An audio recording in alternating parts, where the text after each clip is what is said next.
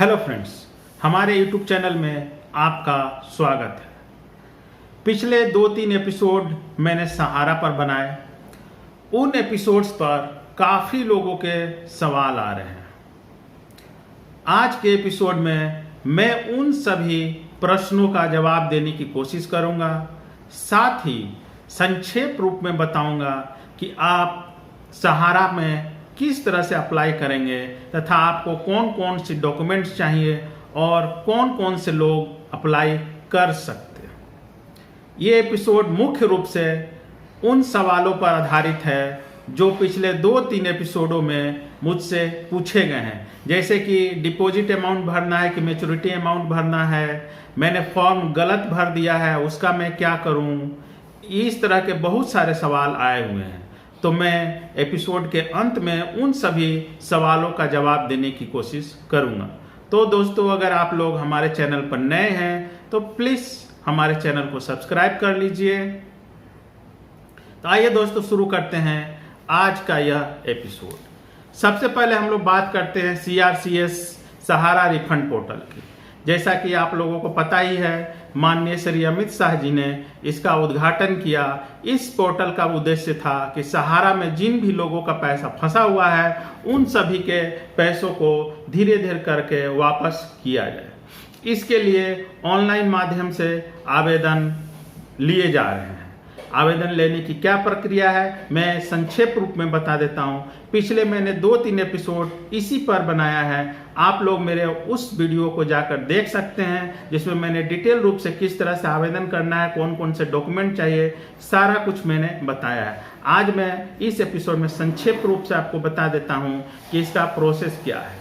सबसे पहले जो जरूरी डॉक्यूमेंट्स है, सबसे पहले मैं ये बता देता हूं कि किन किन लोगों को फर्स्ट स्टेज में, जो पहला स्टेज दिसंबर तक पूरा करना है, इस स्टेज में किन किन लोगों को पैसा रिफंड किया जाएगा। तो इसमें मुख्य रूप से 4 सहारा की समितियां हैं जो मुख्य रूप से है Sahara credit cooperative society limited, Saharayan universal multipurpose society limited, Hamara India credit cooperative society limited और stars multipurpose cooperative society limited. इन्हीं 4 सोसाइटी के निवेशकर्ताओं को अभी फर्स्ट स्टेज में पैसा रिफंड किया जाएगा। जहां तक रिफंड अमाउंट की बात हो रही है तो अभी तक 10,000 रुपये पहले स्टेज में रिफंड करने की बात की जा रही है।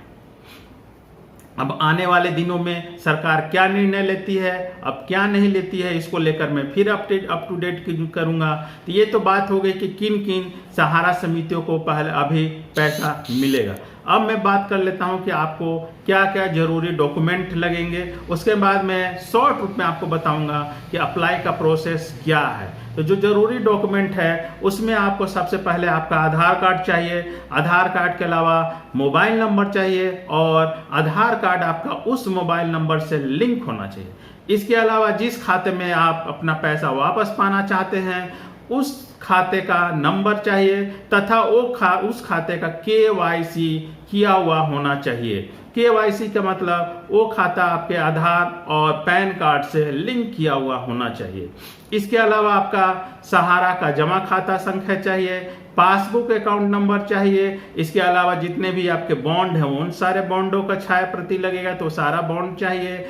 इसके अलावा आपका एक फोटोग्राफ और सिग्नेचर चाहिए। अब मैं बात कर लेता हूं कि आपको किस वेबसाइट पर जाकर अप्लाई करना है।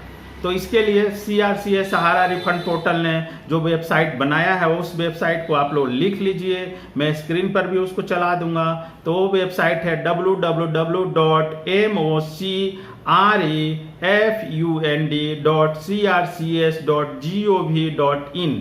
ये सारा स्मॉल लेटर में लिखा हुआ है और सारा एक साथ लिखा हुआ है, इसमें किसी भी लेटर के बीच में कोई गैप नहीं है। ये तो बात होगी कि आपको किस वेबसाइट में जाकर अप्लाई करना है। अब इसके साथ ही CRCS सहारा रिफंड पोर्टल ने इसको लेकर एक टोल फ्री नंबर भी जारी किया है। वो टोल फ्री इसलिए है कि अगर आपको अप्लाई करने में कोई परेशानी होती है या फिर किसी भी तरह का प्रश्न पूछना हो इस अप्लाई को लेकर, रिफंड को लेकर, तब आप उस टोल फ्री नंबर पे फोन करके पता कर सकते हैं। तो टोल फ्री नंबर आप लिख लीजिए, मैं स्क्रीन पर भी चला दूंगा, आप देख लीजिएगा। टोल फ्री नंबर है 1800-103-6891।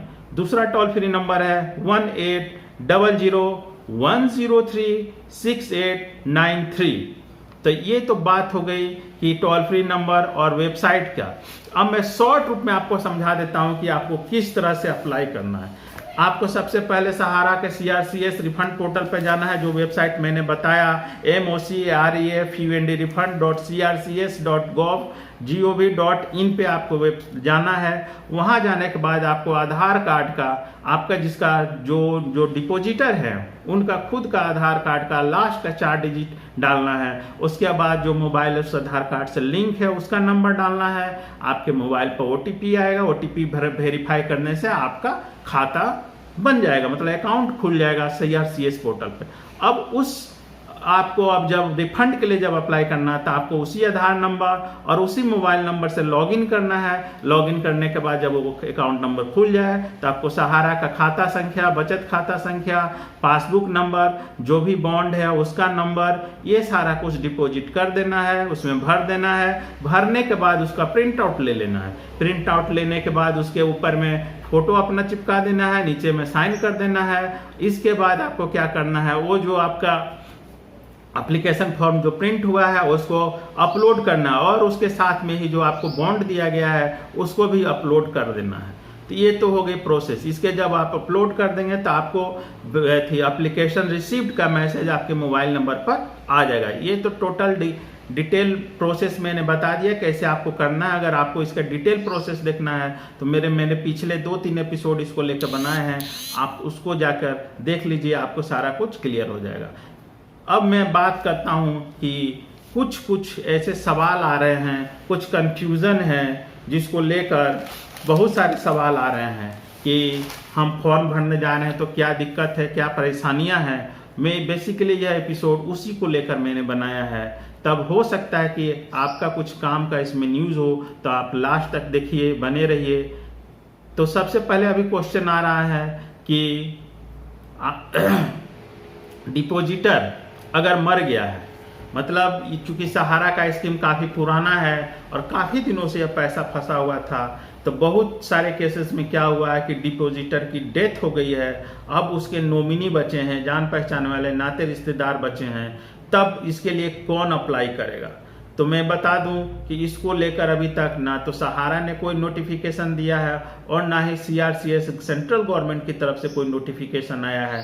तब बेहतर ये होगा कि आप लोग, अगर डिपॉजिटर मर गया है और उनके नॉमिनी अभी बचे हुए हैं, तो आप कुछ दिन अप्लाई नहीं करें। कुछ दिनों के बाद गवर्नमेंट की तरफ से इसको लेकर बहुत जल्द अप टू डेट आने वाला है। ये तो हो गया कि डिपॉजिटर की अगर डेथ हो गई है तब वो क्या करें। और एक बात मैं और बता देता हूं कि अगर आप सहारा का जा रहे हैं रिफंड के लिए अप्लाई करने, तब आप किसी जान पहचान वाले के पास ही अप्लाई कीजिए। इसका कारण है कि इसमें बहुत सारे ज़रूरी डॉक्यूमेंट देने पड़ रहे हैं और हो सकता है कि आपके साथ कहीं साइबर फ्रॉड हो जाए। तो उससे बचने के लिए आप प्लीज़ किसी जान पहचान वाले साइबर कैफे के पास ही जाएं, तभी आप सुरक्षित रूप से अप्लाई कर सकते हैं। कुछ लोगों का ये सवाल है कि उनके पास सहरायन का बॉन्ड है जिस पर ना तो अमाउंट लिखा हुआ है, डिपॉजिट अमाउंट, और ना ही उसमें अकाउंट नंबर लिखा हुआ है। तो उस स्थिति में वो कहाँ से डिपॉजिट अमाउंट, क्योंकि डिपॉजिट अमाउंट जो है वो पॉइंट में दिया हुआ है और जो अकाउंट नंबर है वो भी नहीं दिया हुआ है। कि बहुत सारे लोगों के पास रसीद भी खो गया है, रसीद पर तो होता था लेकिन रसीद खो गया है, रसीद मिला भी नहीं है। तो इस स्थिति में सहरायन वाले क्या करें। तो इसका सिंपल सा उपाय है कि आपके पास जो सहरायन का बॉन्ड है उसको लेकर आप नज़दीकी ब्रांच ऑफिस में सहारा के चले जाइए या फिर सेक्टर ऑफिस में चले जाइए। वो जो बॉन्ड है उसके ऊपर में राइट हैंड साइड में एक 5-6 डिजिट का एक नंबर लिखा हुआ रहता है, वो नंबर है आपका खाता नंबर और डिपॉजिट अमाउंट जो है उस पॉइंट को कैलकुलेट करके वो जो स्टाफ वहाँ जो है सहारा के ऑफिस वाले वो आपको बता देंगे। तो इसमें घबराने की बिल्कुल ज़रूरत नहीं है। अगर आप सहारायन के इन्वेस्टर हैं तब आप उस बॉन्ड को लेकर चले जाएं और उस सहारा के ऑफिस में जाएंगे तो हाँ आप जो स्टाफ हैं वो आपको अकाउंट नंबर भी दे देंगे तथा आपका डिपॉजिट अमाउंट भी आपको बता दिया जाएगा। इसके अलावा बहुत सारे लोग हैं जो रेकरिंग डिपॉजिट करते थे, उनका सवाल है कि हम लोग तो रेकरिंग डिपॉजिट वाले थे, हमारे पास तो बहुत सारा रसीद था, तो इस स्थिति में हम क्या करें। तो इसमें आपका जो पहला जो रसीद था, जो फर्स्ट रसीद आपने कटवाया था उस स्कीम का रेकरिंग डिपॉजिट का, तो आपको रिसिप्ट नंबर में वही रसीद नंबर भरना है। इसके अलावा एक क्वेश्चन आ रहा है कि हमारे पास बहुत सारा अकाउंट है तो क्या हम एक ही में सारा अमाउंट जोड़ के भरे या फिर अलग अलग अकाउंट का हमको डालना है। इसमें यही जवाब है कि आपके पास जितने भी अकाउंट थे सहारा के, जितने भी स्कीम के अकाउंट थे, सबके लिए आपको अलग अलग रूप से अप्लाई करना है। आपका लॉगिन नंबर, आधार नंबर, मोबाइल नंबर सेम रहेगा, लेकिन अप्लाई आपको जितने अकाउंट आपके खोले हुए हैं, जितने स्कीम में आपने इन्वेस्ट किया है, सबके लिए अलग अलग आपको अप्लाई करना है। इसके अलावा एक सवाल ये आ रहा है कि हाँ कि डिपॉजिट अमाउंट भरना है कि मैच्योरिटी अमाउंट भरना है। तो इसमें एक और सवाल आ रहा है कि मैच्योरिटी वालों को भरना है कि डिपॉजिट जिनका मैच्योरिटी नहीं हुआ है उनको भरना है। ये सवाल बहुत सारे लोगों ने पूछा है। तो सबसे पहले मैं बता देता हूँ कि अगर आपका जो इन्वेस्टमेंट है, डिपॉजिट अमाउंट आपको पता है और ये भी पता है कि आपका मैच्योर्ड हो गया है, तब तो आपको डिपॉजिट अमाउंट ही भरना है, मैच्योरिटी अमाउंट नहीं भरना है। ठीक है, तो आपने जो भी डिपॉजिट किया है सिर्फ आप वही अमाउंट भरे। सारा रिकॉर्ड सहारा के पास है, सहारा वाले आपको जानते हैं कि आपका मैच्योरिटी कितना है, कितना आपको देना है। आप डिपॉजिट अमाउंट, बॉन्ड नंबर, ये सब बढ़िया से भर के सबमिट कर दें। अब एक क्वेश्चन जो आ रहा था कि डिपॉजिट मतलब जिनकी मैच्योरिटी नहीं हुई है उनको क्या करना, अप्लाई करना है, फॉर्म भरना है रिफंड के लिए कि नहीं भरना। क्योंकि शुरू में यह आया था जैसा कि पोर्टल में दिया हुआ है CRCS के कि जिन लोगों की मैच्योरिटी हुई है सिर्फ उन्हीं को भरना है, लेकिन अभी बहुत से लोगों का मैच्योरिटी नहीं हुआ है। ऐसे में उन लोगों ने सवाल किया है कि जो 5,000 करोड़ रुपया है, अगर मान लीजिए मेरा मैच्योरिटी अगला साल जनवरी में आने वाला है, तब तक ये 5,000 करोड़ रुपया खत्म हो जाएगा, तब मेरा पैसा कैसे मिलेगा। तब इस बारे में कोई गाइडलाइन नहीं है। लेकिन जहाँ तक मेरा बात है, आप अगर मैच्योरिटी नहीं हुआ है तब भी आप भर दीजिए डिपॉजिट अमाउंट। जितना आपने डिपॉजिट किया है उसको करके अप्लाई कर दीजिए। अप्लाई करने के लिए आपको कोई डांटेगा नहीं, मारेगा नहीं। ज़्यादा से ज़्यादा क्या होगा, रिजेक्ट होगा। हो सकता है कि आपको मिल जाए, हो सकता है कि आपने जो अप्लाई किया हो, आपका जो डिपॉजिट है बिना मैच्योरिटी के जितना डिपॉजिट है उतना अमाउंट मिल जाए, कुछ तो मिले। तो मेरी मानना है, जैसे गवर्नमेंट का गाइडलाइन तो है कि सिर्फ मैच्योरिटी वालों को ही दिया जाएगा, लेकिन अगर आपने डिपॉजिट किया है तो आप अप्लाई कर दें, क्योंकि कोई ठिकाना नहीं कि दिसंबर के बाद फिर 5,000 रुपया जो ख़त्म हो जाएगा तो आपको मिलेगा कि नहीं मिलेगा। तो अगर आप डिपॉजिट अमाउंट भर के अपना उसमें अप्लाई कर दीजिए। अगर लगेगा गवर्नमेंट को कि देना चाहिए तो देगा, नहीं देना होगा तो फिर नहीं मिलेगा। ठीक है। इसके अलावा एक क्वेश्चन आ रहा था कि हम लोग जब अप्लाई कर रहे हैं तो हमसे कुछ गलतियां हो जा रही है, कुछ फॉल्ट हो जा रहे हैं, जैसे बॉन्ड नंबर हम लोग गलत भर दे रहे हैं या फिर कुछ और गलत हो जा रहा है, और उसके बाद फिर इसमें तो सुधारने का कोई ऑप्शन नहीं है। आपको बस एक वन टाइम ही है, एक बार में जो भर के आप सबमिट कर दिए आपका वही हो गया। तब इसमें आपका यही है कि आपको घबराना नहीं है।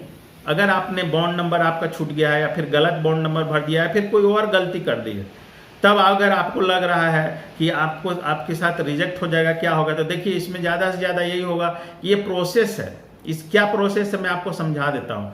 आप जिस दिन अप्लाई करेंगे उसके 30 दिन तक सहारा के जो स्टाफ हैं वो आपके बॉन्ड और आपके जो एप्लीकेशन है, आपका जो दावा है उसकी जांच करेंगे।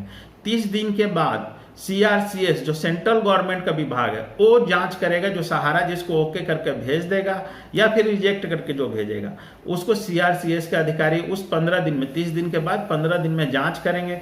अगर आपका सब कुछ ओके हो जाएगा तो जितना पैसा उन लोगों को देना होगा, मान लीजिए आपका डिपॉजिट अगर 1 लाख भी है लेकिन अगर उनको 5,000 ही देना है तो जो भी अमाउंट आपको देना होगा 45 दिन में आपका काम हो जाएगा। अब बात होती है, देखिए आते हैं कि अगर मैंने गलत भर दिया तो गलत भर दिया है तो देखिए क्या होगा, आपको जो 30 दिन में जांच होगी, जांच के बाद हो सकता है कि सहारा वाले आपका रिजेक्ट कर दें, रिजेक्ट करके CRCS अफसर के पास भेज देंगे। CRCS अफसर रिजेक्ट चुकी रहेगा तो ओके करेंगे नहीं, तो वो भी रिजेक्ट करेंगे। तो क्या होगा कि आपका दावा 45 दिन के अंदर आपका रिजेक्शन लेट आ जाएगा कि आपका रिजेक्ट कर दिया गया है, किस फॉल्ट के चलते रिजेक्ट किया है ये दावा कर दिया जाएगा। अब 45 दिन में चूंकि आपका रिजेक्शन हो जाएगा, तब आप क्या कीजिए, फिर से उसको रीअप्लाई करिए। अभी तो आपके पास बहुत समय है, दिसंबर तक का समय है। तब आपको अगर रिजेक्शन हो गया, कोई गलती हो गई तो घबराना बिल्कुल नहीं है, बिल्कुल घबराना नहीं है। आपको रिजेक्शन के बाद फिर से मौका मिलेगा, आप रीअप्लाई कर दीजिएगा, दोबारा अप्लाई कीजिएगा, बढ़िया से कीजिएगा, आपका पैसा आपको वापस आ जाएगा। तो दोस्तों ये कुछ उन हमारे दर्शकों के सवाल थे जो पिछले 2-3 एपिसोड देखकर कुछ पूछ रहे थे ये सवाल इस तरह के। अगर आप लोगों को भी कोई सवाल पूछना है, कोई क्वेश्चन पूछना है, कोई डाउट है, तब आप कमेंट करके पूछ लीजिए। नेक्स्ट एपिसोड में मैं कोशिश करूंगा कि आपके सवालों का जवाब दे सकूं। तब तक के लिए धन्यवाद दोस्तों।